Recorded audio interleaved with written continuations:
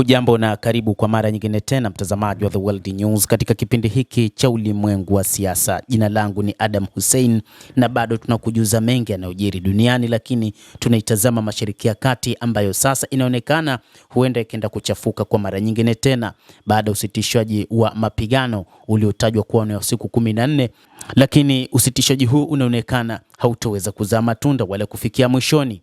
Israel wakati huu inaunga mkono kizuizi cha kijeshi katika bandari za Iran. Waziri Mkuu wa Israel Benjamin Netanyahu amesema Israel inaunga mkono kizuizi cha kijeshi katika bandari za Iran. Akiwahutubia mawaziri kupitia njia ya video, waziri huyo mkuu alisema Rais Trump ameamua kuweka kizuizi hicho na tunamuunga mkono.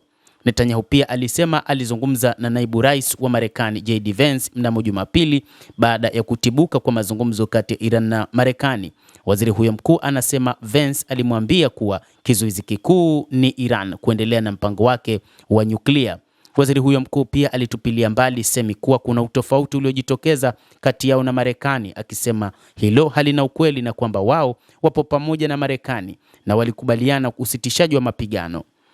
Jumuiya za kimataifa zinatoa hisia mseto kuhusu hali iliyopo Mashariki ya Kati. Mataifa tofauti yametoa hisia zao kuhusu tishio la Trump kudhibiti bandari za Iran na kufunga mlango wa bahari wa Hormuz.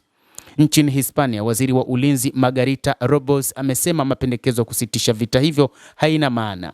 Lakini kwa upande wa Uchina imehimiza pande zote mbili kuwa watulivu na kujizuia, na kuongeza kuwa wanapaswa kuhakikisha mlango wa bahari wa Hormuz unasalia wazi na ndilo lengo la jamii ya kimataifa.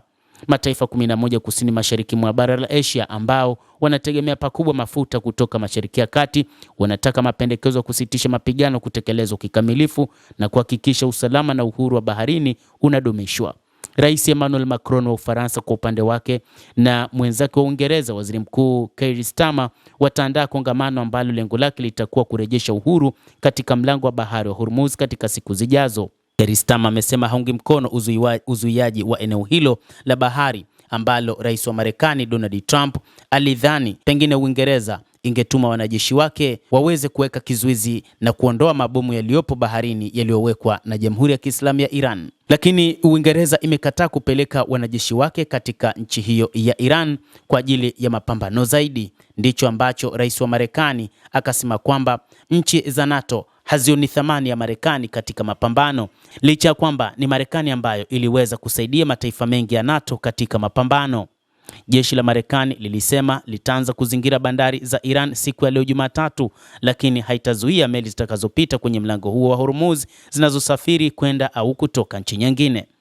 Kamandi kuu ya Marekani ilisema kuwa itaanza kuzuia katika eneo hilo la bandari za Iran kuanzia majira ya saa 4 asubuhi mnamo siku ya leo Jumatatu, huku Rais Trump akisema agizo lake ni la kujibu hatua ya Iran ya kukataa makusudi kufungua tena mlango wa bahari wa Hormuz, na pia anaonya jeshi la wanamaji la Marekani litawaangamiza Wairani wowote watakaowashambulia na watakaozuia meli yoyote itakayolipa ushuru na usafiri wa kwenda Iran.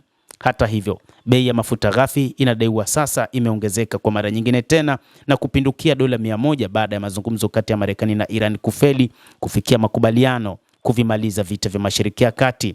Bei ya mafuta imekuwa ikipanda na kushuka tangu vita vya Iran kuzuka mwishoni mwa mwezi Februari na shughuli za usafiri kuathirika katika mlango wa Hormuz ambapo 20% hadi 25% ya mafuta na gesi hupitia katika eneo hilo. Trump anasema mazungumzo ya moja kwa moja na Iran mjini Islamabad yalifeli kwa sababu Iran haiko tayari kuachana na malengo yake ya nyuklia, lakini pia kuachia huru mlango wa bahari wa Hormuz. Lakini waziri wa mambo ya kigeni wa Iran Bwana Abbas Araghchi amesema Tehran ilishiriki mazungumzo hayo kwa imani njema kabisa, huku spika wa bunge la Iran Mohammad Bagher Kalibaf akiongeza kuwa nchi yake haitatishika baada ya Rais Donald Trump kusema jeshi la majini la Marekani litaanza mara moja operesheni ya kuzuia meli kupitia katika mlango wa bahari wa Hormuz. Endelea kutufuatilia mtazamaji, lakini ni kusihi usisahau kulike, kucomment, kadhalika kusubscribe channel yetu hii ili upate habari hizi kwa mapana hapa The World News. Mimi ni Adam Hussein, endelea kuwa nasi wakati wote, endelea kutufuatilia.